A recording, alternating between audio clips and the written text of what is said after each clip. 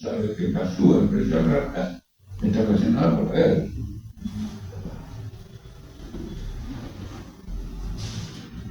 Entonces, ¿cuál sería la explicación? La primera explicación es que poco interés en las esferas oficiales en discusión sobre la guerra. Porque si algo está dormido en materia de guerra, dentro del pueblo no hay ganador. No lo vamos a poner de manifiesto, etc. Y el otro tema es que la fuerza principal que siempre ha aparecido en el primer plano cuando se trata de la guerra, que es la izquierda, no hace ninguna actividad contra la guerra, ni siquiera charla para debatir sobre la guerra. Es la fuerza principal porque la izquierda lucha contra el imperialismo. Y las guerras siempre son producto del imperialismo. Entonces, quien dice que lucha contra el imperialismo y no pone en primer plano en la actividad política este tema de la guerra es una gran discusión. Y hay otro problema también importante, porque yo estoy señalando ahora la crisis que hay en el campo del pueblo frente a la guerra. El otro tema importante es que la misma izquierda está dividida sobre la guerra. Hay una parte de la izquierda que apoya a la OTAN, la mayoría, bajo el argumento de que está defendiendo Ucrania. Pero Ucrania es una avanzada de la OTAN contra Rusia y ha ido promoviendo esta guerra en distintas etapas hasta que el torpe de Putin invadió Ucrania, violentando, digamos, la soberanía nacional de Ucrania con el argumento de una pelea contra la OTAN. Si en lugar de Putin hubiera estado Lenin, como los ucranianos tienen una historia muy común con Rusia, los hubiera llamado a levantarse contra cualquier violación de su soberanía y que los trabajadores tomaran el poder. Hay otra parte de la izquierda que defiende a Rusia, con el argumento de que está siendo atacada por la OTAN y la OTAN es el enemigo principal.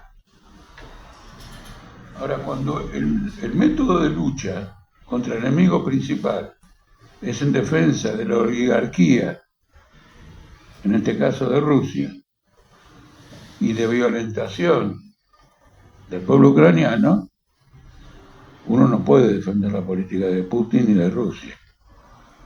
Y en general, en las guerras imperialistas, la izquierda siempre se ha opuesto a los dos bandos, porque es una guerra por el botín que es el mundo. ¿Quién se lleva la parte más gruesa del mundo en términos de explotación económica, de explotación social, etcétera, etcétera? Entonces la posición siempre de la izquierda frente a la guerra es abajo la guerra imperialista. Y como la guerra, al igual que el tango, se hace por lo menos entre dos, el tango seguro que entre dos, pero la guerra por lo menos entre dos, la lucha contra la guerra imperialista, la lucha contra los bandos imperialistas. De manera que aparece esta división, que no es una división en campos positivos, ambos campos son regresivos, y entonces no hay una actividad sobre el tema de la guerra, que es el tema dominante para la humanidad. Porque uno podrá decir que la jornada de 12 horas es una carga social brutal, pero la guerra duplica, triplica y cuatriplica todo eso, porque la explotación social es la muerte amortizada en el tiempo. Y la guerra es una amortización absolutamente inmediata.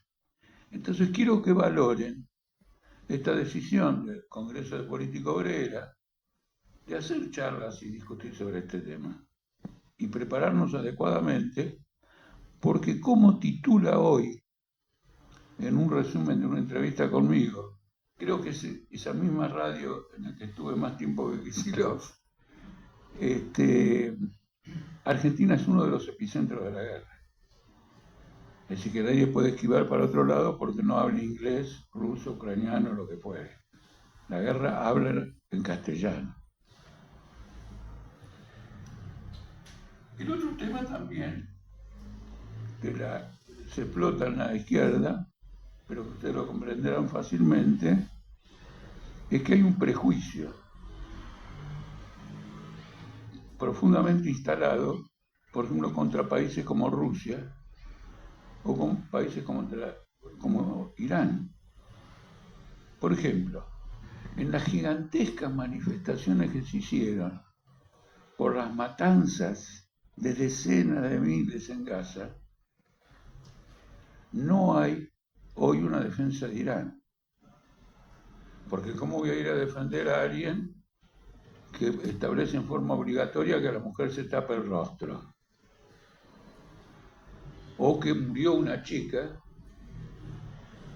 ¿no es cierto?, porque iba con el rostro descubierto. Yo no puedo defender una cosa de ese tipo, dice cualquiera. Y entonces no estoy ni con Estados Unidos, estoy con Irán. Y que se maten los dos. Eso es una posición fascista, de parte de alguien que aparentemente valora la autonomía, la personalidad y la riqueza humana de la mujer. Pero en estos conflictos siempre hay que entender que hay un sector que ocupa un estadio de opresión en el sistema mundial y alguien que ocupa una situación de opresor en el primer puesto del sistema mundial. Entonces, la defensa de Irán contra el imperialismo norteamericano nunca tiene que ser asociado a una defensa de la posición de los ayatolás frente a las mujeres. Bueno, es eso lo que estamos defendiendo contra el imperialismo norteamericano.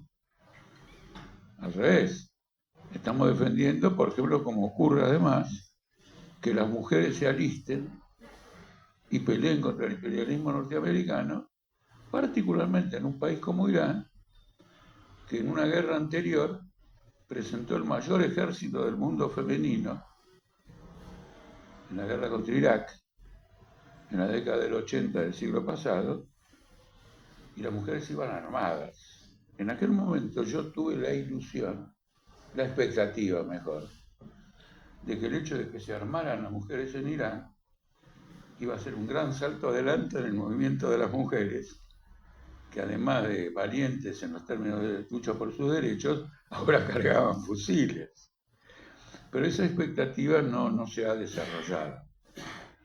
De la misma manera que cuando vino la flota inglesa acá y nosotros salimos a la lucha contra esa flota, no estábamos defendiendo a Galtieri, ¿no es cierto? Porque los ingleses no venían por Galtieri, sino que venían por mantener el estatus colonial de la Argentina. Y Galtieri lo habían creado ellos mismos. Y con Rusia, digamos, ocurre lo mismo. Putin es una persona que además aparece como claramente reaccionario. En definitiva, en la presentación del tema, quiero mostrar todos los elementos que trabajan para que los pueblos no intervengan en esta gigantesca crisis que es una guerra mundial. Porque cuando los pueblos en las guerras mundiales anteriores intervinieron, por ejemplo, de Francia contra Alemania, en determinado momento, ustedes lo vieron en una película que se llama Sin novedad del frente, algo por el estilo, los obreros franceses y alemanes confraternizaron. Y de esa confraternización salieron las revoluciones de Alemania en 1918 y la rusa de 1917. Y en el caso de la Segunda Guerra Mundial, hubo un armamento generalizado de la población a partir del momento en que Rusia o la Unión Soviética, mejor en aquel momento, más claramente, derrota a Hitler en Stalingrado, Moscú, etc. Y bueno, y se forman milicias. Y entonces todo el mundo canta, como canta esta canción, si me dan en la primera letra me voy a acordar. Tarirarira, tariraraira. Y es simplemente una mujer que... Bella Ciao. Bella Ciao es una canción revolucionaria en cierto modo que celebra el armamento del pueblo en la lucha contra la guerra imperialista. Lo celebran las juventudes, los adolescentes de Italia de hoy. En sus manifestaciones cantan este tipo de, digamos, de canciones. Porque el problema principal es que los pueblos no intervengan y que la cosa quede confinada a una guerra entre estados que siempre va a encontrar algún tipo de desenlace que no sea perjudicial para el imperialismo. En cambio, con la intervención del pueblo, de los trabajadores, de la clase obrera, todo el sistema imperialista se viene abajo. Y en este punto quiero decirles que la guerra es el último recurso del capital. Si uno le quiebra el último recurso del capital, ¿no es cierto?, queda abierto el camino para la revolución. Porque tanto la guerra como la revolución tienen, aunque a ustedes les podrá sorprender, tienen un fuerte lazo común. Ambas son la expresión del estallido de las contradicciones del sistema capitalista.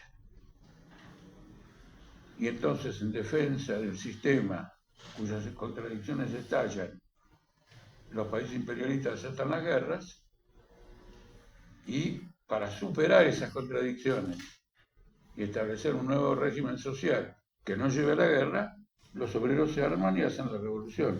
Son dos recursos extremos frente a una gigantesca crisis humanitaria. Nosotros hablamos de una guerra mundial porque es una guerra que involucra a las grandes potencias. No es una guerra de un país pequeño con otro más grande, por razones particulares. En esa guerra que se llama de Ucrania, la Unión Europea quiere anexar Ucrania a la Unión Europea. Y Rusia querría anexarla a Rusia. Pero detrás de la Unión Europea, que es una gran potencia, son 29 países de los más desarrollados, está el imperialismo europeo. Y al lado del imperialismo europeo está Estados Unidos. Y aunque en esta guerra Estados Unidos está en choque con la Unión Europea, una novedad muy importante de la guerra, no solo con Rusia, no solo con Irán, sino con la propia Unión Europea, y es probable en algún momento que Trump quiera irse de la OTAN. Ayer el Congreso norteamericano votó un tremendo plan de ayuda para Zelensky, lo cual significa que Ucrania va a comprar armas en Estados Unidos. Esto va a enriquecer a la industria armamentista norteamericana y va a profundizar la guerra. Mientras tanto, Trump anda por el mundo diciendo que él quiere una reunión entre Zelensky y Putin y quiere la paz. Es una guerra de potencias. La guerra contra Irán no es una guerra solo contra Irán, porque dada la importancia que Irán tiene para China, China le ha ofrecido como ayuda un sistema de radares que le permite a los misiles iraníes poder atacar bases norteamericanas entre los países del Golfo. Sin eso, los misiles se extraviarían en el espacio, porque no tendrían una guía de a dónde atacar, y China todo eso lo mantiene oculto, diciendo lo siguiente: bueno, los culpables son ustedes, yanquis, que con Israel han ido a bombardear a Irak, y me han perjudicado a mí, que soy el principal cliente de petróleo iraní. Es decir, yo no puedo subsistir sin el petróleo de Irán. Entonces lo que voy a hacer es esto. Y le da esta ayuda a Irán con el argumento de que quiero que te vaya bien, pero vos prometeme que vas a abrir el estrecho de Hormuz, por donde pasan las naves que llevan el cargamento petrolero, que es el objetivo de China. Entonces China interviene ahí. Y además esto es así muy claramente porque tanto China como Rusia hasta hace 2 o 3 años, eran potencias en el Medio Oriente. Rusia tenía una base naval muy importante en Siria y como fue derrocado por una invasión de Al Qaeda y de Turquía, el presidente de Siria, este dictador Bashar al-Assad, lo primero que hizo el nuevo gobierno fue decirle a los rusos: rájense de acá, llévense todo porque ustedes van a ser golpeados y todo lo demás. Entonces, a ver, es una guerra entre las grandes potencias, y una guerra entre las grandes potencias es una guerra mundial. Esta es una de las cosas fuertes que hay que debatir, porque entonces no se trata de un conflicto particular, sino de un conflicto que afecta al conjunto de la humanidad y al sistema capitalista en su conjunto. Ahora, no solo es una guerra entre grandes potencias localizadas en determinados lugares, sino que es una guerra que ocupa, a diferencia de otras guerras, ocupa los 5 continentes. Y uno de los que más ocupa es América Latina. Y es notable que, siendo esto así, en América Latina haya poca conciencia de la importancia de la guerra. ¿Por qué afecta a América Latina? Y bueno, Estados Unidos asaltó a Venezuela, y un país muy importante en materia de petróleo le dijo al gobierno: mira, vos ahora trabajás nada más que por órdenes nuestras, y lo que podés vender o dejar de vender lo decidimos nosotros. Y Venezuela dejó de venderle a China, y además dejó de venderle a Cuba. Y ahora, hoy salió otra amenaza más en un diario, no pude leerlo, con respecto a Cuba. Marco Rubio, el secretario de Estado norteamericano, ha dicho que le da un plazo determinado y si no, que se ajuste a las consecuencias. Y las consecuencias va a ser una guerra contra Cuba. Y todo esto amparado por un acuerdo internacional con 16 países latinoamericanos, incluido la Argentina.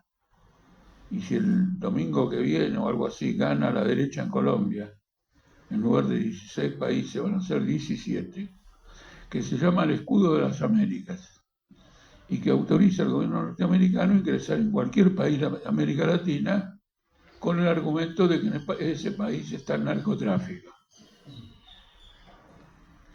El argumento del narcotráfico lo acaba de dar Marco Rubio al presidente de Bolivia,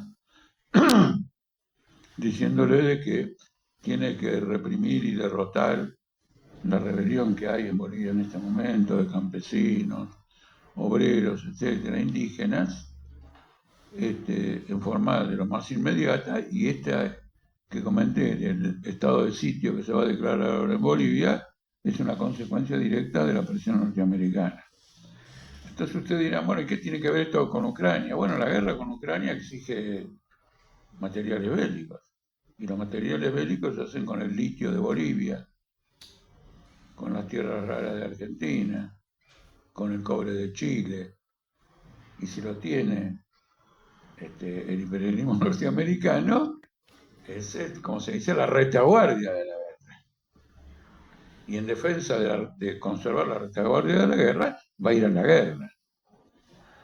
Y ya hago una advertencia que hoy la hice en los medios. Milei no se va a ir porque pierda las elecciones del año que viene. Antes de perder las elecciones, eventualmente el año que viene, Milei va a tomar medidas de todo tipo para crear en la Argentina una polarización que justifique medidas de excepción política. Porque Milei representa intereses que quieren quedarse Argentina de forma permanente. Esos intereses no son defendidos por el peronismo, el radicalismo, como lo defiende Milei. Por lo tanto, les importaba un bledo si hubiera un radical o un peronista en el gobierno, pero no si se lo saca Milei. Entonces hago un pronóstico. Va a tratar de jugar este rol. Y ustedes me dicen, bueno, pero Jorge, no se puede ser tan liviano con los pronósticos. Yo digo, no soy liviano. Ha habido un golpe de Estado en Estados Unidos cuando Biden le ganó a Trump para que se desconocieran las elecciones, y ha habido un golpe de Estado en Brasil contra Lula, ya consagrado presidente y en ejercicio de la presidencia poco tiempo después de las elecciones. Y hay otras manifestaciones golpistas de este tipo en Brasil. No quiero enumerar todas porque si no también alargamos mucho la conversación. Y ahora salió una ley con un nombre en inglés muy curioso, no una ley, un proyecto de Trump, que quiere indemnizar a todos los que participaron en acciones golpistas favorables a Trump. De modo que no tengan acá, bueno, la mayor parte de ellos no fueron presos, y los que fueron presos Trump los indultó. Por lo tanto, hay una línea golpista nada menos que adentro de Estados Unidos, que no va a vacilar en aplicar esa línea para Bolivia, si está actuando de esta manera, digamos, en su propio país. Me extiendo de esta manera porque hay sectores de la izquierda que dicen, no, acá no hay ninguna guerra mundial, acá lo que pasa es que hay mucho militarismo, mucho conflicto, mucho esto y todo lo demás, y con esto nos priva de una caracterización de conjunto de la situación, dividida en hechos aislados, sin una correlación de unos con los otros. Y no han comprendido que lo que estamos viviendo es una suerte de cambio de época.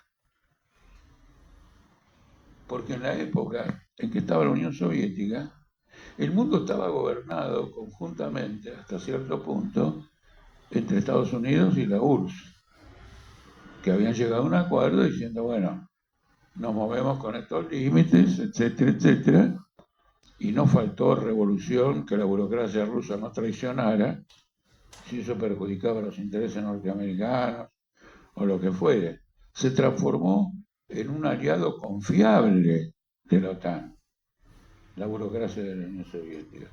Luego, cuando se disolvió la Unión Soviética, tanto China como la Unión Soviética ingresaron al mercado mundial, como cualquier otro.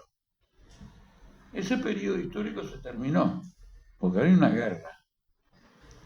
Y si hay una guerra y eso se terminó, la conclusión muy interesante es que el régimen de organización mundial del capitalismo se ha quebrado.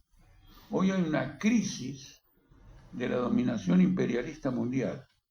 ¿Dónde está el centro del poder? En el periodo precedente en la OTAN, que usaba a la ONU. Ahora a la ONU nadie le da pelota. Y si la Corte Penal Internacional denuncia a Netanyahu como criminal de guerra, nadie le da pelota a la Corte Penal Internacional.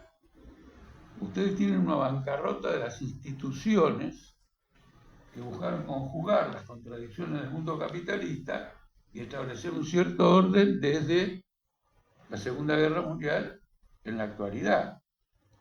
Es decir, lo que Lenin llamaba, los de arriba ya no pueden gobernar como lo venían haciendo. Y hay una crisis de métodos de gobierno en todos lados. Solo pensar que Trump y el primer ministro de Alemania se putean cada vez que se ve, cuando Alemania fue reconstruida por Estados Unidos después de la Segunda Guerra y se transformó en el aliado más preciado, digamos, el aliado más preciado de Estados Unidos. Naturalmente que esta crisis y de la dominación política internacional del imperialismo y este estallido de las contradicciones está precedido por una serie de manifestaciones de esto, no es que lo ocultamos. Acá ha habido varias crisis financieras internacionales en plazos cada vez más cortos que paralizaron y casi congelaron el mercado mundial. La crisis de hipoteca del 2007-2008, cuando quebró Lehman Brothers, yo me acuerdo aquella noche estaba mirando la CNN y la CNN y los economistas decían, está parado el mercado mundial, no hay transacciones. Y la crisis afectó naturalmente a la bolsa de Nueva York, a la bolsa de Nepal, que queda entre la India y China, porque en la bolsa de Nepal habían comprado los bonos de los bancos de las hipotecas norteamericanas.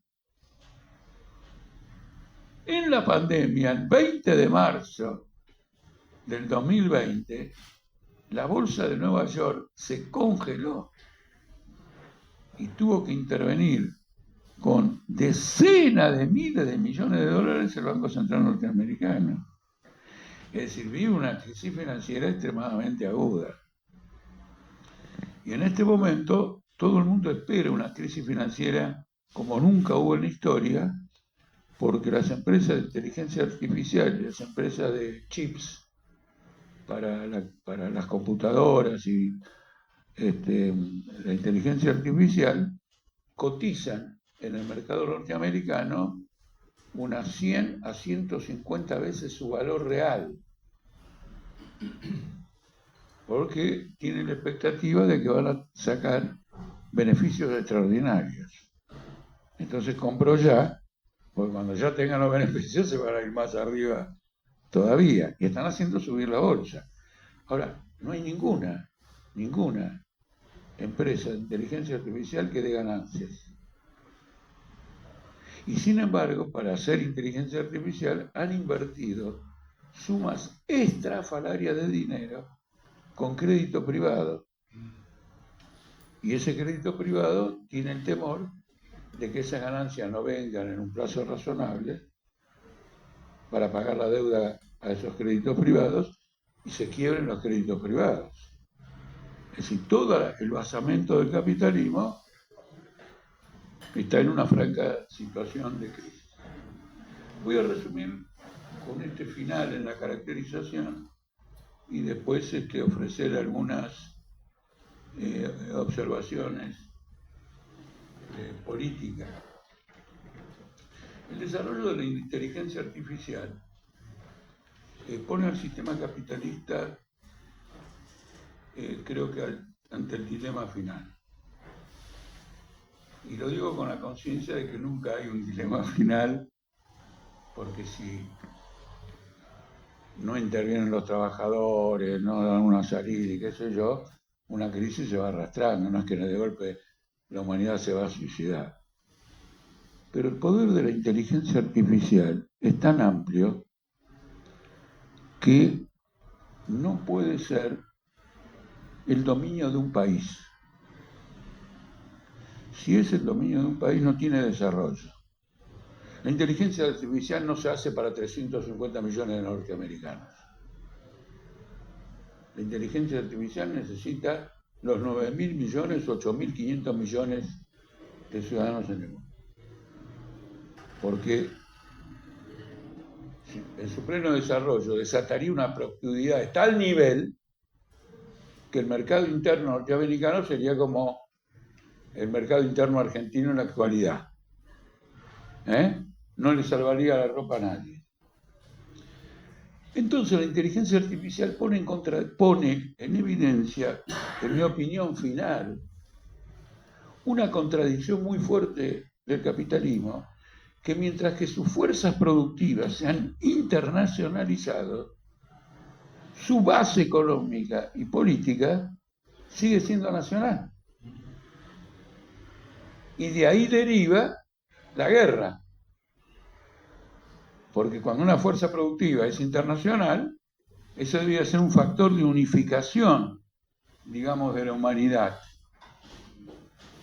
Y lo que interviene como un factor contradictorio con esa unificación es la persistencia de estados nacionales que se han creado en un periodo muy antiguo del capitalismo. Con inteligencia artificial, esa contradicción no tiene ya más lugar para existir como contradicción. Es decir, la inteligencia artificial sería la manifestación más extraordinaria de que el capitalismo llegó a su estado último y que la humanidad entera debe unificarse sobre bases comunes. Y la unificación de la humanidad entera sobre bases comunes no hay problema, porque yo ahora lo repito. La unificación de la humanidad entera sobre bases comunes es el socialismo.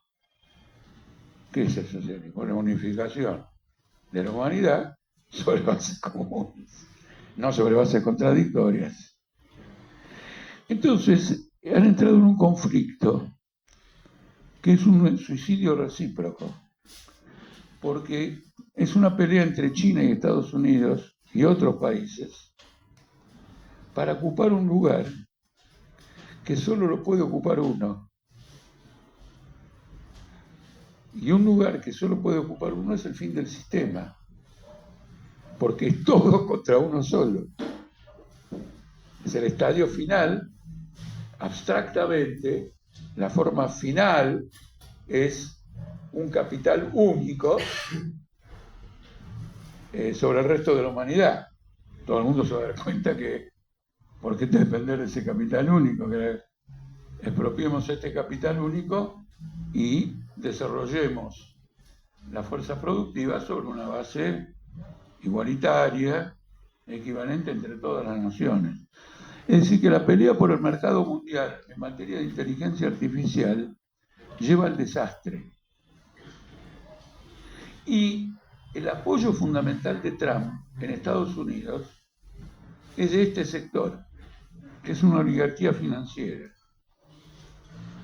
y que entiende que con la competencia de China tiene que ponerle fin, porque sus intereses de dominar al mundo con algoritmos no puede ser compartido. En esta guerra eso juega un papel muy importante, porque los que animan la guerra son estos grandes grupos como Meta, Elon Musk, SpaceX, Anthropic, Palantir, Google. Es un puñado de 6 o 7. A tal punto que la bolsa de Nueva York en realidad no crece. Y sin embargo, cada día tiene cotizaciones más altas. ¿Cómo es? Hay 3 empresas cuyas cotizaciones suben tanto, pero tanto, que le dan al promedio de toda la bolsa, donde hay 500 en un caso, u otras donde hay más de 1200, un promedio elevado sin que las otras crezcan. Fuera de 13, quiere decir que hay 400 en un índice, o casi 1000 en el otro índice que no crece. Y Trump pone aranceles para que crezcan esas. Ahora, ¿qué ocurre? La inteligencia artificial todavía tiene que probar su eficacia. En 2 sentidos. Primero, tiene que mostrar que es un sistema coherente de organización de la producción. En el sentido de que no se trata de que yo agarre mi teléfono y busque algo en Google o algo, ¿cómo se llama el otro? Gemini, para sacarme una duda, y la inteligencia artificial me saca de duda enseguida. Se trata de que la inteligencia artificial penetre en la organización de las fábricas y en la industria, para alcanzar toda la productividad que corresponde en esa área de la industria, el comercio y todo lo demás. Eso va a suscitar toda una serie de crisis. La primera crisis que va a suscitar es que si sigue sin ganar y sigue invirtiendo, según todos los analistas, hay una crisis financiera en puerta como nunca se vio en la humanidad. Es decir, hay un derrotero, una trayectoria de este capital signado por distintas crisis, todas de magnitud, de las cuales puede salir fortalecida, pero que por la magnitud de la crisis va a provocar rebeliones sociales.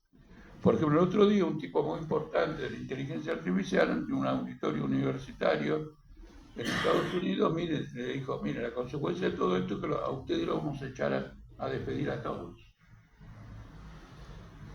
Y entonces toda la audiencia de científicos computacionales que estaba ahí lo recontraputeó y se tuvo que ir. Lo chiflaron de mil maneras. ¿Se dan cuenta? Es decir, distintas etapas de crisis. Este es un factor adicional muy importante en la guerra. En las viejas guerras, la gente se mataba en el campo de batalla. Y al matarse en el campo de batalla, daba pie a la posibilidad de la confraternización de trabajadores armados de un país contra trabajadores armados de otro país, que eran los soldados. En estas guerras, todos son drones y misiles. Entonces, por ejemplo, a veces los diarios dicen, mataron 2.000 personas. 2.000 personas en la Segunda Guerra Mundial se mataban en una hora de guerra porque era todo terrestre. Entonces el dilema que ahora tiene Estados Unidos es que, como es todo así, no puede resolver el conflicto con Irán. Y ha entrado un impasse extraordinario. ¿Por qué no lo puede resolver? Porque necesitaría poner 100.000 tropas adentro de Irán. Y entonces lo saca a los iraníes del estrecho de Hormuz, lo saca de acá, lo saca de allá. El problema es que nadie apoya eso en Estados Unidos, porque piensa que de esas 100.000, 60.000 ya le puede decir a sus esposas e hijos que quieren que lo entierren de tal o cual manera, precavidamente. Entonces tiene un impasse extraordinario. Se ha metido en una guerra con este límite que en algún momento va a tener que superar de alguna forma. Porque una guerra sin ocupar el terreno es muy complejo. La idea de Trump es que toda la guerra se desenvuelva como la de Venezuela. Es decir, yo te bombardeo, y entonces vos me decís, Trump, pará, ¿qué querés que haga? ¿Querés el petróleo, etcétera? Bueno, yo soy Delcy Rodríguez. Parezco un hombre, pero soy como ella. El gobierno en función tuya. Es un método de guerra que a la escala mundial es inviable. Sin embargo, es un método de guerra ya bastante probado. Porque cuando uno analiza en profundidad, es el método de guerra que llevó a la disolución de la Unión Soviética.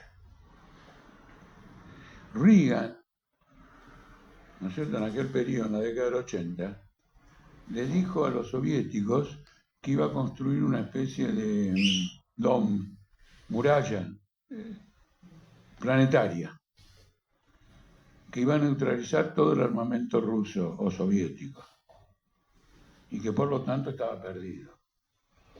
Y provocó en la burocracia rusa la aparición de elementos dispuestos a conciliar con Estados Unidos una salida. Gorbachov y Yeltsin, no sé si recuerdan, bueno, acá hay personas adultas que se acuerdan, pero a lo mejor acá los más jóvenes no lo tienen presente, pero no importa, porque son individuos sin importancia. Pero eran dos figuras fundamentales del Partido Comunista que se hicieron cargo de los planteos de Estados Unidos de que se disuelva el sistema estatal soviético. Por lo tanto, con Delcy Rodríguez y Venezuela, Trump no inaugura nada. Y si Trump no inaugura nada, quiere decir que tenemos una línea histórica del imperialismo para encarar esta situación, porque viene de allá. Ahora, sin embargo, ha entrado en conflicto con Rusia, que mientras tanto rehizo sus fuerzas como pudo, porque de lo contrario se iba a la división. Rusia son 19 millones de kilómetros cuadrados, varios estados, todos independizados unos de otros. Antes pertenecían todos a la Unión de Repúblicas Socialistas Soviéticas, todos independizados de todos. Es decir, que el escenario que se abre es la disolución de Rusia.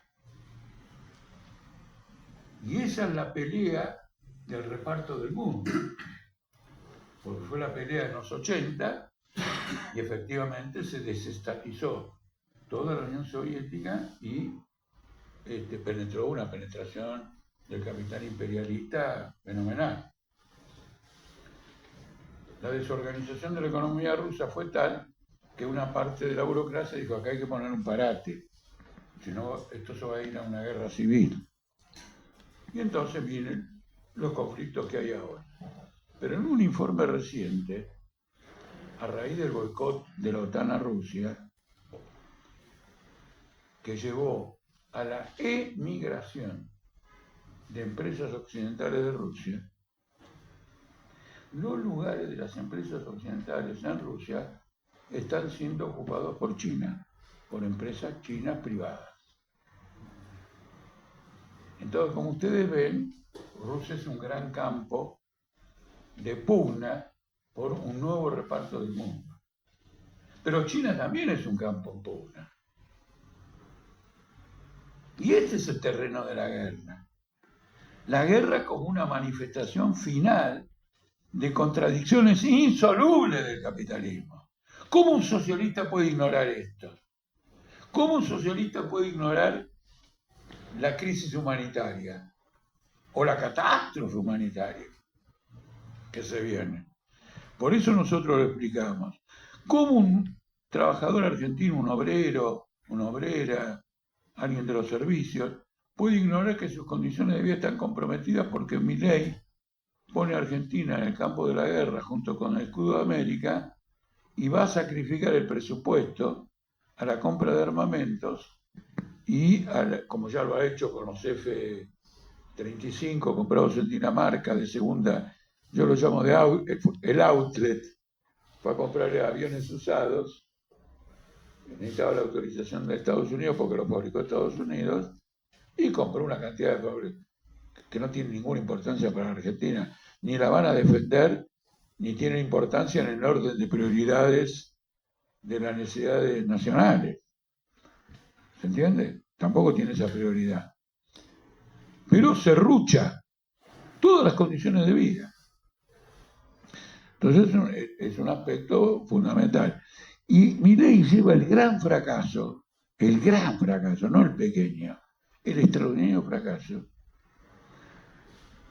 que es el país más confiable para el capital extranjero por su política, pero el último de la tabla en inversión del capital extranjero. Le ganan Chile, Brasil, Colombia, México. Le ganan Lula en capital extranjero invertido. Es decir, que el hombre, ¿se entiende o no? Es un fracaso absolutamente descomunal. ¿Pero qué nos revela esto? Nos revela que el capital extranjero, el gran capital extranjero, es más lúcido que todos los políticos de Argentina. Si yo no puedo invertir sumas reales, aunque me den el RIGI, que significa que no pago impuestos, que puedo importar sin arancel, para una inversión, porque el gobierno de Milei es intrínsecamente inviable. Yo no puedo enterrar, hundir, dice un capital, en un país en esas condiciones. Y Milei se esfuerza de todos los modos posibles por disimularlo. Por ejemplo, acaba de sacar una ley de sociedades.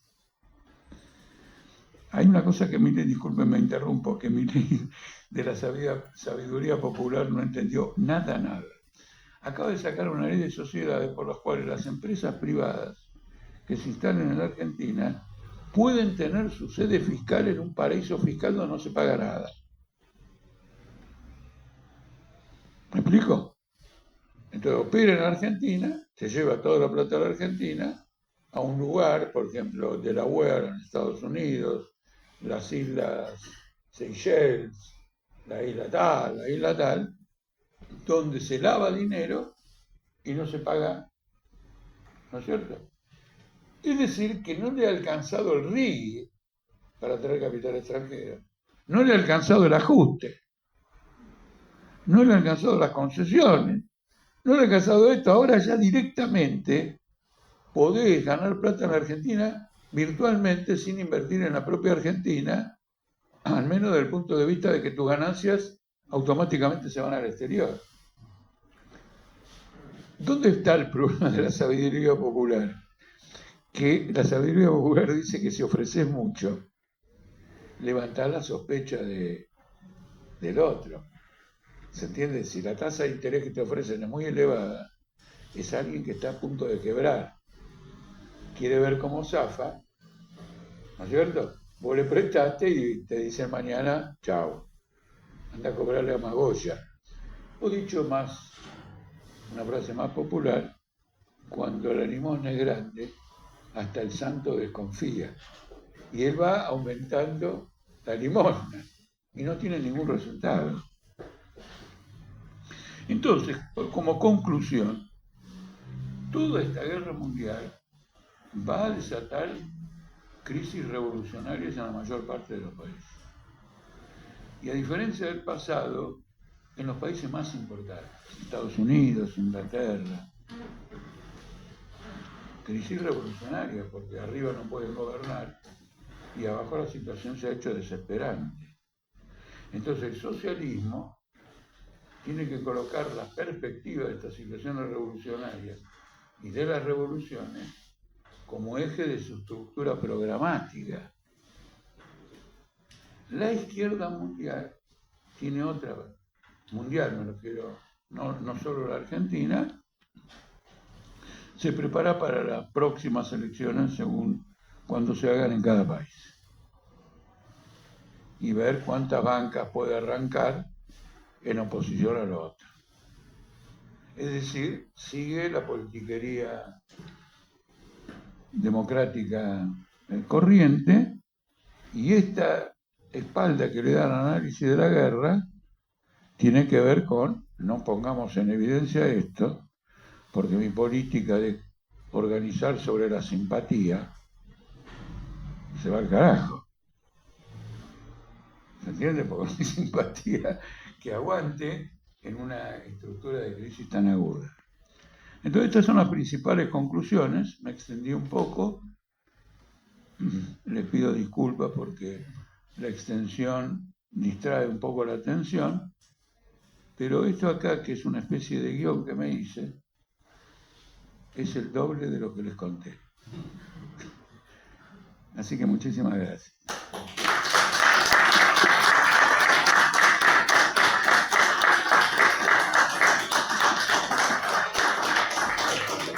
Si cualquier cuestión de interés que tengan, prometo ser breve. Sí, abrimos un espacio para preguntas, comentarios. Porque es un tema que a lo mejor merece. Yo, porque la charla obviamente que ilustró todo el panorama internacional que uno ve, ¿no? Y con respecto al rol de la izquierda que vos mencionás, yo soy activista del docente de SUTEBA y lo veo en mi rol de delegado en este caso, como la izquierda, la mayoría de la izquierda, no, sí, la izquierda toda, por ejemplo, los conozco individualmente a cada uno, sea qué partido pertenecen, digamos, todas intervienen en función de no, esto que vos mencionabas, de no agitar las aguas en una perspectiva electoral, bueno, sí, electoral, ¿no? Incluso, bueno, la última reunión de delegados que fue la semana pasada, que también tuvimos. La discusión era ver cómo planteábamos la lucha docente en virtud de lo que está pasando y de que el salario no alcanza, que el docente tiene que... Hablo de los docentes, pero lo puedo llevar a cualquiera que trabaje en otro ámbito laboral, estará de acuerdo que el dinero no alcanza y que en nuestro caso como docente muchos tienen que salir a hacer otras tareas, bueno, multiplicidad de tareas para llegar a un salario, ¿no? Entonces, cómo la discusión se basó en cómo ponemos un plan de lucha acorde a la situación que estamos viviendo. Bueno, y todo giró en la nada, en cosas patear para adelante, vemos, porque ahora va a haber un plenario, porque la semana que viene puede llegar a ver. Y esto lo venimos pateando hace 2 o 3 años atrás, mínimo. Estas discusiones que pateándose para adelante. Bueno, nada, no, solamente lo quería plantear en el sentido de acuerdo a la caracterización y de cómo la izquierda en este caso, que podría ser un rol, podría estar jugando un rol activo, bueno, como lo está haciendo vos, como lo hace Luis Obrera, digamos, no lo hace, bueno, en un claro posicionamiento electoral, ¿no? Sí, de todos modos, pero claro, de todos modos, el método mío en la charla es casi el inverso que el que adoptaste vos, sin que no impugna el tuyo. Yo lo que he tratado de mostrar cuando se tocó este tema de por qué no se discute la guerra, sí, es la profunda ignorancia que hay sobre la naturaleza de la guerra, ¿no es cierto? Sus alcances, su perspectiva, etc. Naturalmente que una ignorancia de este tipo hay que decir a qué intereses de clase responde. Y naturalmente responde en general a intereses de clase que no viven agudamente esta dificultad para llegar a fin de mes. Y que dicen, mira, todavía podemos, gracias al dólar barato, ir en junio a Europa. Yo conozco por una familia trabajadora que ahora se fue a Europa. Habrá tenido ingresos más altos, lo que fuere. Y entonces, su entorno personal, algún dinero ahorrado, alguna inversión pequeña, lo aísla de la situación catastrófica. Y eso se traduce después en la práctica cotidiana en una conducta escéptica frente a las luchas. Es decir, que yo parto de la guerra para llegar a esa conclusión y no parto del electoralismo, porque me desvía de la atención que hay que tener sobre la conducta de la izquierda frente a la guerra. En la historia de las 2 guerras anteriores, esta fue la línea divisoria. ¿Qué posición teníamos frente a la guerra?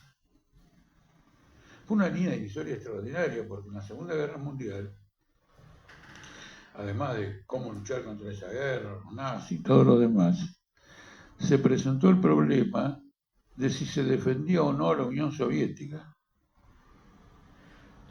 Y un ala importante del trotskismo, con la caracterización de que la Unión Soviética era capitalista, opinaba que en la guerra la Unión Soviética cumplía el mismo rol que los demás países imperialistas. Y provocó una decisión muy grande, porque Trotsky decía que en esta guerra el enemigo son los nazis y hay que defender a la Unión Soviética.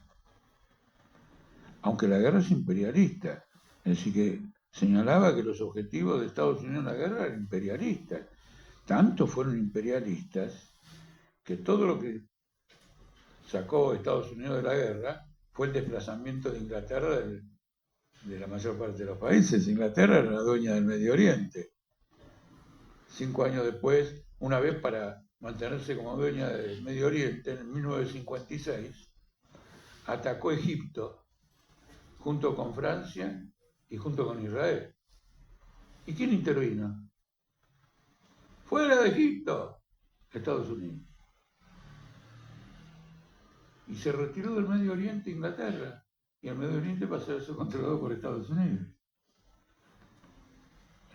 Era una guerra imperialista, tanto para los nazis como para los democráticos, pero que había que defender a la URSS. Esa fue una línea divisoria.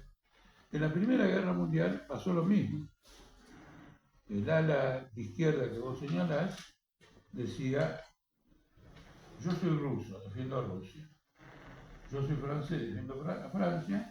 Yo soy alemán, defiendo a Alemania. La Internacional Socialista se quedó disuelta porque sus partidos estaban en el terreno de batalla matándose y no unificando a los obreros contra la guerra imperialista.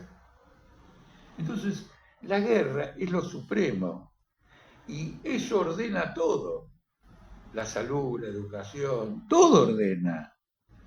Por ejemplo, si alguien, por puro afán sindicalista, ignorando lo de la guerra, declarara una huelga general porque la justicia intervino en la Unión Obrera Metalúrgica, la consecuencia de todo ese movimiento es un golpe brutal a la guerra imperialista, porque solivianta a las masas y las pone en un plano de intervención superior y por lo tanto en una capacidad de intervención mayor.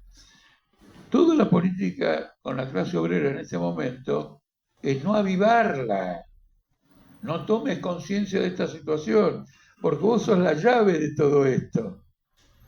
Esto tiene algún arreglo entre nosotros, mientras vos no te metas. Si vos te metés, estamos todos perdidos. ¿Se entiende? Esta relación. Cuando una crítica electoralista en la escala que yo señalo, sería menor. Sería menor.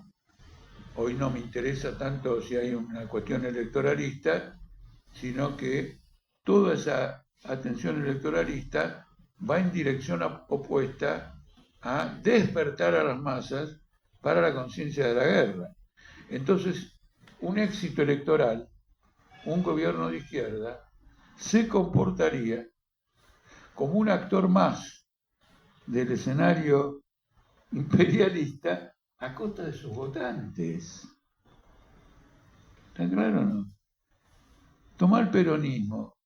El peronismo nunca estaba lo iba a decir, pero ya expliqué, me pareció que la charla se había extendido, que las ideas fundamentales estaban expuestas y le dimos un corte.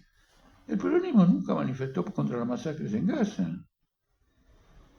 porque el peronismo no iba a chocar con Israel. Guillermo Moreno apoya a Netanyahu. ¿Vos te das cuenta? Y entonces, ¿qué decir? Hay una crisis en la clase obrera fenomenal porque no es que Moreno sea miembro de la clase obrera, pero indudablemente que si los obreros estuvieran soliviantados, no se atrevería a decir estas cosas. ¿Se entiende? Entonces el método es más severo que decir, bueno, electoralismo y todo lo demás. Porque el otro dice, mira, no me hables de electoralismo, yo estoy subiendo en las encuestas, antes subía Milei, ahora subo yo, estoy dando un progreso de la gran 7. Indudablemente podría ser un progreso, no solo transitorio, sino efímero, porque no tiene bases. Eso lo expliqué a todos los medios. ¿Cómo aprovechar un crecimiento de la izquierda? Yo en todos los medios dije que la forma de aprovecharlo es desarrollando a fondo una conciencia política en la clase obrera. Porque lo único que puede sustentar después un avance electoral incluso, no soy tan antielectoralista yo, todos los métodos para mí son adecuados si son usados para una finalidad revolucionaria y si son oportunos para el momento, pero con el objetivo de que tengan una finalidad revolucionaria. El desarrollo de la conciencia política de los obreros. Porque si vos te fijás bien, la izquierda presenta el gobierno de los trabajadores como un gobierno de la izquierda. Ojo al piojo. El planteo es que los obreros tomen el poder. La izquierda es un vehículo, una herramienta, un liderazgo, pero no la titular del poder que los obreros van a apoyar como un espacio electoral cualquiera, pero esta vez con un gobierno de izquierda. Entonces puse mucho énfasis en eso, porque lo que nos dañaría mucho es no desarrollar, en términos polémicos, una posición que haga distinciones fundamentales, y no que sea una discusión por discusión, prejuicio por prejuicio y todo lo demás. La izquierda está dividida en la Argentina sobre la guerra. No dice nadie, está dividida. ¿Por qué? Por ejemplo, el MST, Izquierda Socialista, apoyan la guerra de la OTAN. El PTS la apoyó al comienzo. Y tengo un texto en que un miembro del PTS de Francia se mofaba de mí. Porque yo decía que la guerra en Ucrania era una guerra entre la OTAN y Rusia. Y que la cuestión nacional de Ucrania estaba sometida o, Subordinada. ¿cómo se dice? Subordinada a esta guerra fundamental. Ahora parece que cambiaron, porque ahora dicen que, no, que discrepan con el MST. Entonces es un frente que apoya al imperialismo, que es neutral frente al imperialismo, que no dice nada sobre el imperialismo. ¿Cómo puede movilizar a las masas en forma... Movilizarla, no importa si en forma homogénea o no. Si vos no tenés homogeneidad, no podés movilizar a nadie. Entonces ahí salta algo que es peor que el electoralismo, que es el arribismo. El afán de cada uno de llegar a una parte del poder del Estado, primero por tener presencia, por tener posibilidad de avance ante la opinión pública, y después por el dinero. La representación parlamentaria es cara en Argentina. La pone el Estado para diputados, senadores, asesores, viajes gratuitos, ¿Está claro? Y el dinero es un factor central para una organización, sea reformista, revolucionaria y todo lo demás. Porque la agitación cuesta, la propaganda cuesta, libros cuestan, etcétera, etcétera.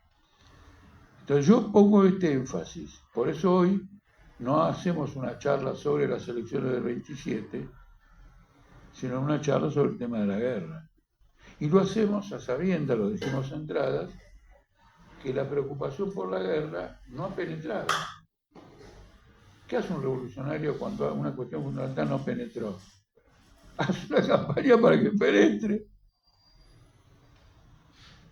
¿Qué hace alguien que no es estrictamente un revolucionario? Bueno, toca otro tema. Gritemos Argentina porque a ver si llegamos a la cuarta copa.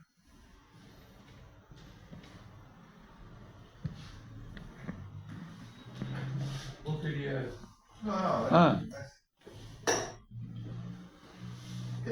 No, lo mío es un detalle para entender, para terminar de entender la argumentación. No me quedó claro por qué el gobierno de Milei es intrínsecamente inviable. Digo en el marco, si el método histórico del imperialismo norteamericano tiene que ver con establecer a América Latina como una retaguardia en este contexto de guerra, y que las dirigencias actúan como Darcy Ribeiro, que creo que tiene que ver con eso, ¿no? ¿La frase qué? ¿Con quién? Con Delcy Rodríguez. Delcy Rodríguez. ¿Qué? Como Delcy Rodríguez. Delcy Rodríguez, claro, sí, perdón. Que ponga a disposición de los norteamericanos los recursos. Y en Argentina justamente hay todo el tema del RIFI. No, tenés toda la razón del mundo para sostener lo que sostenés. Pero quiero decir a qué apunté. Un gobierno que por todas sus medidas, y yo dije además que no va a entregar el poder pacíficamente o resignadamente, y de lo contrario incluso, que por todas sus medidas debería ser un punto de atracción de capital extranjero. 3 años después está en cero. Eso lo hace inviable. Porque pasa lo siguiente, si no viene capital extranjero con un gobierno socialista, no lo va a hacer inviable al gobierno socialista, porque se mueve con otras premisas. Y se supone que tiene un planteamiento para la economía fundado en otras cosas. Habría que ver cuáles son y veremos entonces si él también es inviable. Pero en el caso de Milei lo subrayé por esto, porque por ejemplo Prat Gay fue muy concluyente. Como es, no en su calidad de economista, fue muy concluyente en su calidad de hombre vinculado a los intereses económicos. Alguien que está todo, así como, no sé, el compañero que es delegado docente, está entre delegado docente, SUTEB y todo lo demás, pero que ahí circula por las oficinas de Wall Street y dice, no va a venir un banco.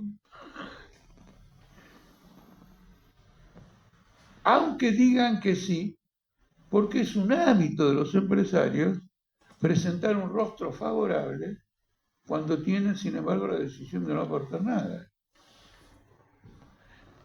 Entonces es un testimonio fortísimo. Luego se comprueba, resulta que Chile, Brasil, Colombia antes, después Brasil, Brasil con Lula tiene más capital extranjero que Argentina con Milei. Entonces, en estas condiciones es inviable. Entonces ahí fue cuando agregué lo de la limón, porque con todas las concesiones que ha dado, la contrarreforma laboral, el RIG, etcétera, tenemos este tipo de escenario. Ahora escribió un artículo para el Financial Times en donde, y mandó la ley, proyecto de ley de sociedades al Congreso, donde dice que una empresa, bueno, en primer lugar que las empresas se van a regir por sus estatutos y no por las leyes del país. Es decir, que va a poner a los estatutos de las empresas por encima de la legislación. Vamos a ver cómo lo va a hacer, pero lo hace en ese sentido, lo cual crea una especie de algo supranacional. Y además puede estar instalada en un paraíso fiscal. No dice paraíso fiscal. Él agarra y pone el artículo. Por ejemplo, Delaware. Bueno, todos sabemos que Delaware es un paraíso fiscal. Porque si hubiera dicho Nueva York, puede estar en Nueva York, puede estar en Londres, uno buscaría saber cuál es la lógica, pero no son paraísos fiscales, son centros financieros. Dice Delaware. Entonces hay un marco de concesiones extremas que pueden llegar a concesiones militares, por ejemplo, como una base en el Atlántico Sur. Ahora, el tipo que le da una concesión en el Atlántico Sur y no trae capitales no quiere decir que va a aceptar sin chistar una alternancia. Y hoy en una entrevista que me hicieron sobre los continuos ataques a los periodistas, puteadas y todo lo demás, yo señalé que estaba preparando el terreno para una resistencia violenta a la posibilidad de un desenlace desfavorable. Sí, de una solución electoral negativa. Que no reconozcan la mitad. Vamos a ver cómo es, porque les cuento lo siguiente, hay que hacer, Trump está haciendo eso en Estados Unidos. Trump está haciendo lo siguiente, está metiendo la mano en la forma de votar. La pista la dio el colombiano de derecha también. Mete la mano en la forma de votar. Después vienen los demócratas y dicen, no, mirá, acá hiciste un fraude. ¿Qué contestó el colombiano cuando Petro dijo que había 800.000 votos que habían metido, etcétera, etcétera? Independientemente si era cierto o no, porque no conozco, no vivo en Colombia y tampoco soy capaz de estar en los detalles de Colombia. No importa, ¿qué le vamos a hacer? Dijo, entonces vamos a defender los resultados electorales por la fuerza. No vamos a dar un golpe contra los resultados electorales. Lo vamos a defender por la fuerza. Es decir, que el fraude está hecho con la idea de después pasar a defenderlo como resultado electoral. Y está armando esa situación. Él indultó a todos los que dieron el golpe de Estado aquella vez y ahora se llama esta ley anti-weaponized law que le da una asistencia a los perjudicados por lo que ocurrió en esa ocasión y está preparando casi como una milicia. Ahora, ¿cuál es el problema de Trump? Cualquiera que sea lo que haga, si él se va de Irán reculando 4 en chancleta, que se olvide. La burguesía norteamericana está dividida y está muy preocupada, porque se da cuenta que Trump los metió en un impasse, en algo que era una apuesta segura, porque después que Israel mató a tantos militantes y dirigentes de Hezbollah y destruyó a Hamas, ahora había que dar el golpe de gracia sobre Irán. Dijo, está la nuestra. En el boxeo, cuando vos afectás muy fuerte a tu rival, en el rincón te están pidiendo que lo liquides. Porque a los 3 minutos se va el otro al rincón, le pasan agua, y lo preparan para entrar, y se asimiló bien los golpes. La pelea empezó de nuevo, y vos lo tenías a punto de knockout. Ellos actuaron de esa manera. Una lógica impecable, te lo diría cualquier asesor boxístico. Y de golpe se descubrió que Irán, en forma más o menos secreta, en forma más o menos velada, y con un concepto más amplio, le mataron todos los dirigentes. Efectivamente, en esta guerra, y a pesar de que iban cayendo dirigentes, las segundas filas que los reemplazaban seguían una estrategia en la que se ve que se había llegado a un acuerdo o a una coincidencia muy grande. Y esto es un problema, pero el problema es que no puede mandar tropas sobre el terreno. Porque también está el temor, que todavía no se confirmó, de que este movimiento contra el ICE, de los migratorios, de la población en Minneapolis, puede llegar a convertirse en un movimiento contra la guerra. Porque ahí serían los chicos norteamericanos que morirían en el extranjero. Y vendrían los cajones. Y los norteamericanos les gusta la guerra, pero que los cajones los ponga el enemigo. Entonces, en ese estrecho marco, esto es un revés fenomenal. Que no venga una ola de inversión extranjera, etc. Ahora, hago una aclaración. La inversión extranjera no llega a Estados Unidos. Y hay 2 grandes leyes, una de Biden y después de Trump, que privilegia la inversión extranjera, porque si un producto que se hace afuera, una empresa, sea del país que sea, lo viene a hacer Estados Unidos, se la subsidia. Y si sigue afuera, el subsidio que le da a las empresas norteamericanas lo convierte esta empresa norteamericana en un competidor mortal para la que quedó allá. La primera reacción de la Unión Europea fue considerar que era desleal desde el punto de vista competitivo darle subsidios a los norteamericanos, porque Europa no se lo daba a los europeos y entonces la competencia se desnivelaba. Dijo, no, bueno, vengan acá. No hay un aumento de la inversión. Hay un artículo muy amplio, creo que también en el Financial Times, que dibuja un estado que es Indiana, con una gran industrialización, y muestra que no hay inversión extranjera. El tema consiste en lo siguiente: fuera de la inteligencia artificial, no hay inversión en ningún lado. Y los chips. Y este es un terreno de una pelea final. Porque esta es una industria que no puede ser encerrada en fronteras nacionales y aparecer en el mundo como exportadora, de ninguna manera. El final. A ver, ahora, ojo, se los digo, si acá hay compañeros de Política Obrera, se los digo, y otros que hayan venido por interés también se los digo. Hay que trabajar mucho estos problemas.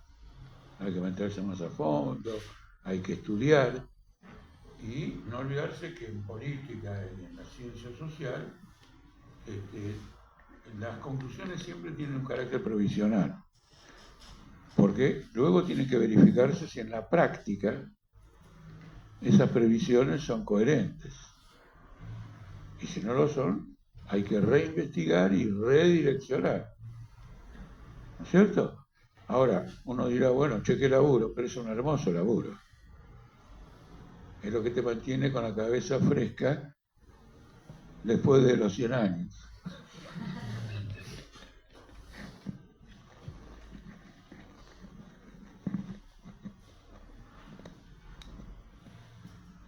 Bueno, no sé si hay alguna otra pregunta.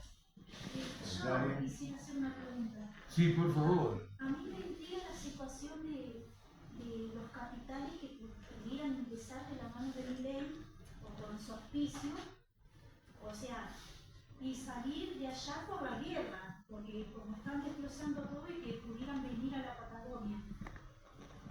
O sea, Bueno, afectaría directamente ahí.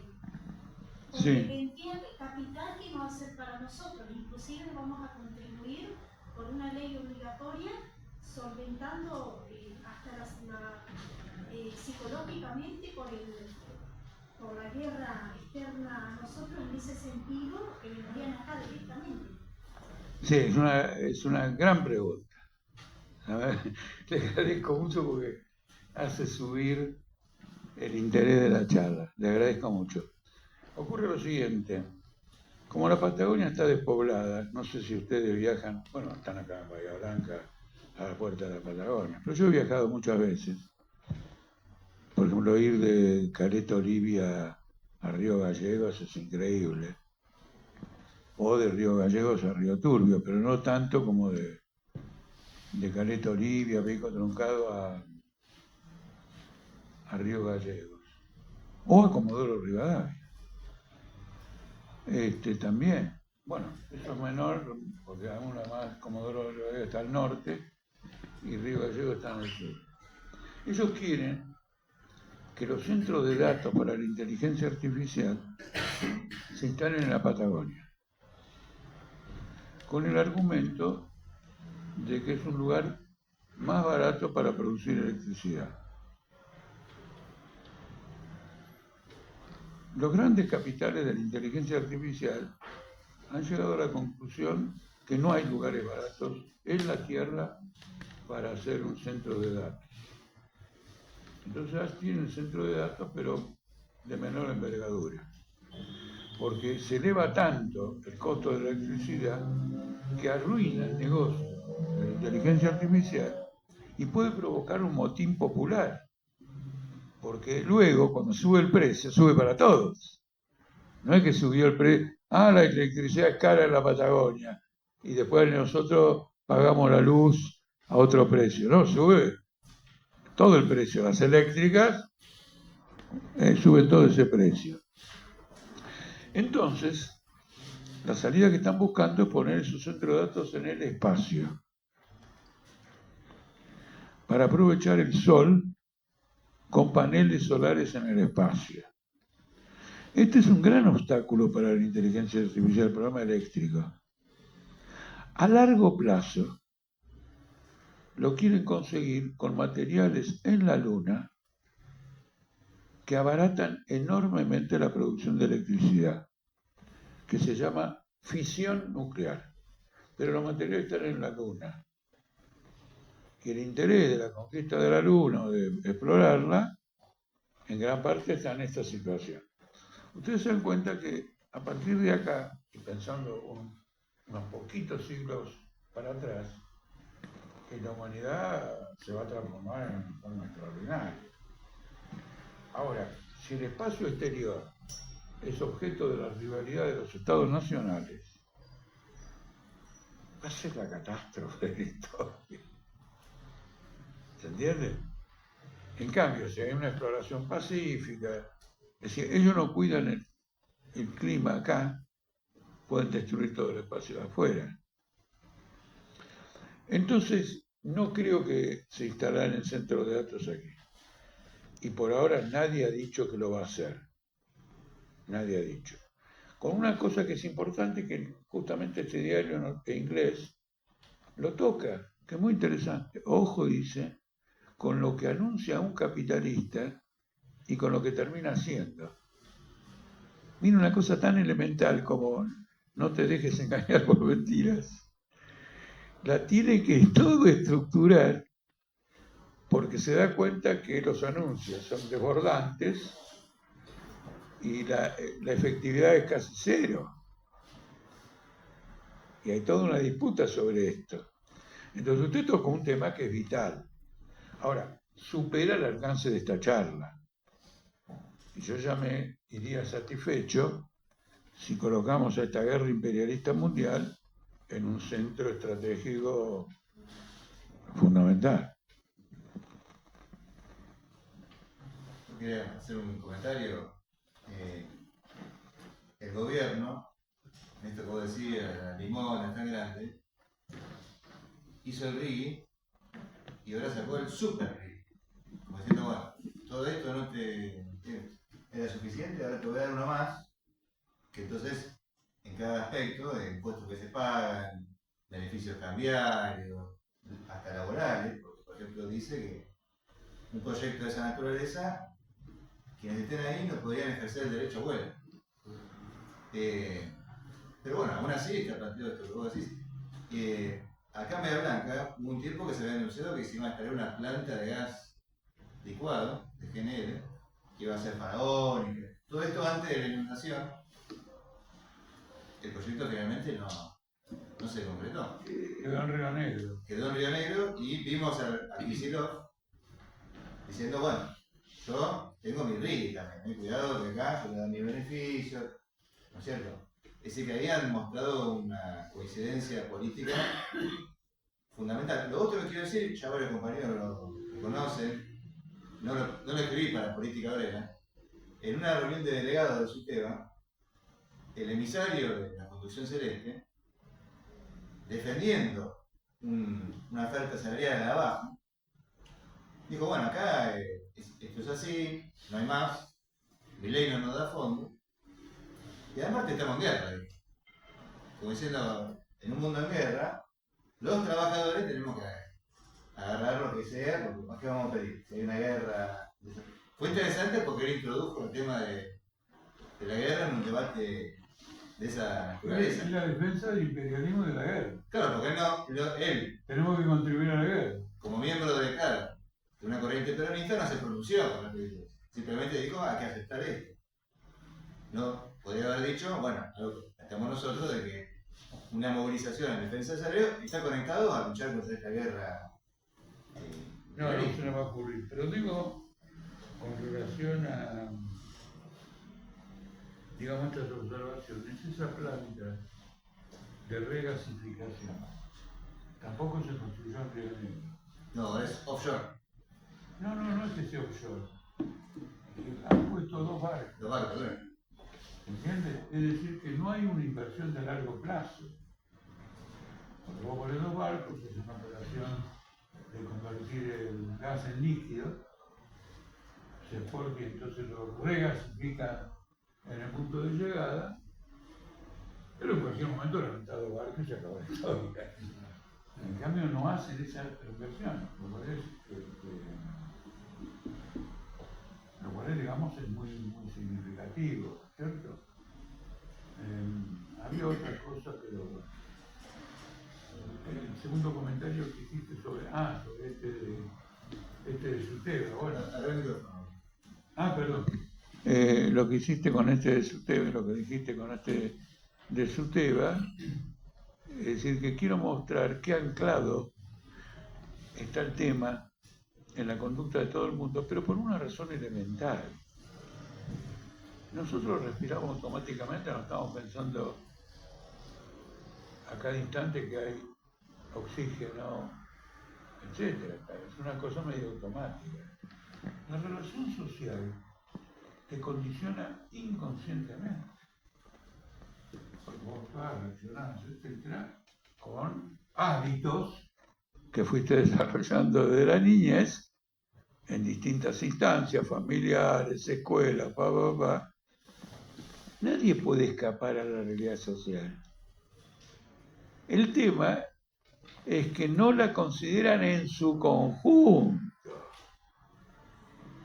El gran mérito del marxismo es tomarla en su conjunto y con una flexibilidad enorme porque luego de hacer todo un trabajo sobre cómo se desarrolla el capitalismo en Europa y después en Estados Unidos, en estudios posteriores sobre Asia, ven que en Asia se desarrolló de otro modo y que no hay un método europeo norteamericano de capitalismo y ha habido otro método, digamos, en otros países. Esto se ve la flexibilidad. Esto mismo, por ejemplo, a mí me impactó mucho el tema. Fueron algunos artículos de Trotsky sobre China. Si uno le pregunta a cualquiera en aquella época, 1920, cuando se fundó el Partido Comunista en China, la guerra civil, etc., ¿qué era China? Cualquiera te decía que es un país feudal, siguiendo un cliché. Trotsky fue el primero en advertir que en China no había feudalismo, que no lo hubo, que el estadio feudal no atravesó a China. Y por lo tanto la inserción capitalista tenía lugar con otras modalidades. Cuando uno se pone a trabajar científicamente y no juega con prejuicios, cosas dadas, algo que le contaron, el horizonte se amplía en forma extraordinaria. Y por eso Trotsky tenía una comprensión sobre China que muchos grandes dirigentes de China no la tenían. Y además el principal dirigente de la oposición de izquierda de China era un, ¿cómo te puedo explicar? Era un 10 veces Jorge Luis Borges de China, porque hasta modificó la lengua y su escritura. Y hoy todo lo que 1.400 millones leen y escriben con esta revolución que hizo Deng Xiaoping, no me acuerdo del último nombre, Deng Xiaoping. Bueno, quiero reivindicar esto porque la militancia es estudiar. Y la militancia es también qué conclusión estoy sacando de la experiencia que tengo. Y no levantarse todos los días para repetir alguna cosa que se viene haciendo desde antes. Eso quiere decir una gran autonomía intelectual de los militantes, porque de otro modo no es un partido revolucionario.